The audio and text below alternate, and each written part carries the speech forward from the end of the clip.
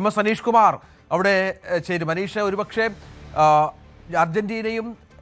അർജന്റീനയെ പോലെ ബ്രസീലിനെ പോലെ കേരളത്തിൽ ആരാധകരുള്ള ഒരു ടീമാണ്, ഒരു താരമാണ് പോർച്ചുഗലും ഒപ്പം ക്രിസ്ത്യാനോയും. ഇപ്പോൾ അവരുടെയൊക്കെ ആവേശക്കാഴ്ചകൾ നമ്മൾ കണ്ടു. എന്തായിരുന്നു ചങ്കിടിപ്പ് കൂട്ടി അല്ലേ ഇടയ്ക്ക് മുന്നേറ്റമൊക്കെ? വലിയ ആവേശകരമായ മത്സരമായിരുന്നല്ലോ.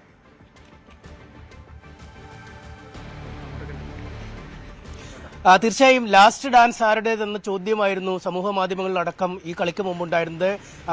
ആരാണ്, ലൂക്ക മോഡ്രിച്ച് ആണോ അതോ റൊണാൾഡോ ആണോ ഈ ലോകകപ്പോടുകൂടി പടിയിറങ്ങുന്നത് എന്ന ചോദ്യമായിരുന്നു. അതിനൊരു ഉത്തരം വന്നിരിക്കുന്നു. എന്തായാലും അവസാനം വരെ ഒരു സസ്പെൻസ് ത്രില്ലറിനെ അനുസ്മരിപ്പിക്കുന്ന മത്സരം തന്നെയാണ് നടന്നത്. പോർച്ചുഗീസ് ആരാധകരെ സംബന്ധിച്ചിടത്തോളം അവർ ശ്വാസം അടക്കി പിടിച്ചായിരുന്നു അവസാന നിമിഷം വരെ കളി കണ്ടത്. അവസാന ഇഞ്ചുറി ടൈമിന്റെ അവസാന നിമിഷത്തിൽ ഒരു ഓഫ് സൈഡ് ഗോളാവുന്നു. അത് പിന്നീട് വാറിലൂടെ ഓഫ് സൈഡ് അന്ന് കണ്ടെത്തുന്ന നിമിഷം വരെ പോർച്ചുഗീസ് ആരാധകർക്ക് വിശ്രമമില്ലാഞ്ഞ ആ സമയമായിരുന്നു. എന്തായാലും ക്രൊയേഷ്യയുടെ ഒരു സുവർണ കാലത്തെ ഒരു തലമുറയ്ക്ക് അന്ത്യം വന്നിരിക്കുന്നു. ലൂക്ക മോഡ്രിച്ചും പെരിസിച്ചുമൊക്കെ കളിയിൽ നിന്നും വിരമിക്കുന്നു എന്നതാണ്, അല്ലെങ്കിൽ ഈ ലോകകപ്പോടുകൂടി ലോകകപ്പ് വേദിയിൽ ഇനി ഉണ്ടാവില്ല എന്നതാണ് ഏറ്റവും ഒരു നിരാശാജനകമായ സംഗതി. കാരണം അട്ടിമറി വീരന്മാർ എന്ന പേരെടുത്ത ആളുകളാണ് ക്രൊയേഷ്യ. നെയ്മറിനെ അടക്കമുള്ളവരെ ലോകകപ്പിൽ നിന്നും പുറത്താക്കാൻ അവരുടെ അട്ടിമറിയിലൂടെ കഴിഞ്ഞ കാലങ്ങളിൽ അവർക്ക് കഴിഞ്ഞിരുന്നു. 2018 ഫൈനലിൽ ഫ്രാൻസിനോട് അടിപതറിയാണ് അവർ പുറത്തേക്ക് പോയത്. അതിനുശേഷം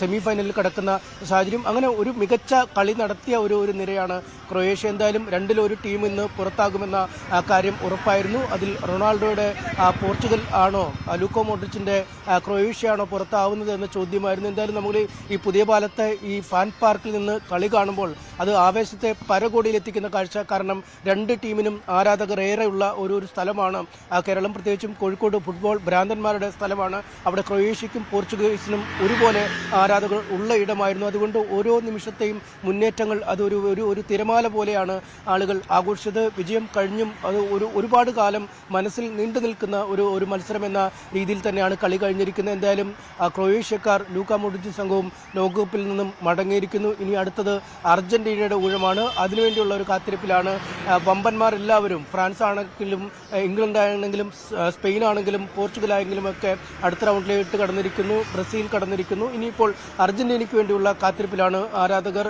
ഒരു ഹൈ വോൾട്ടേജ് മത്സരത്തിനാണ് ഇവിടെ സമാപനം വന്നിരിക്കുന്നത്. അടുത്ത വമ്പൻ മത്സരങ്ങൾക്ക് വേണ്ടിയുള്ള കാത്തിരിപ്പിലാണ് ഫുട്ബോൾ ലോകം, ഒപ്പം കേരളത്തിലെ ആരാധകരും. രഞ്ജിത്ത്, തീർച്ചയായും രണ്ട് പ്രധാന താരങ്ങളെ ഓർക്കണം എൽദോ ഈ കളിയുമായി ബന്ധപ്പെട്ട്. നമ്മൾ അവർ തമ്മിലുള്ള പോരാട്ടമാണ്. എൽദോയിലേക്ക് പിന്നീട് വരാം. എന്നാൽ വിശദമായി തന്നെ ഈ മത്സരത്തെ വിലയിരുത്തും ഈ വാർത്താ ബുള്ളറ്റിൻ തന്നെ MS അനീഷ് കുമാറും ഒപ്പം എൽദോ പോളുമാണ് ചേർന്നത്. കൂടുതൽ വാർത്തകൾക്ക് News 18 Keralam YouTube channel subscribe ചെയ്യുക.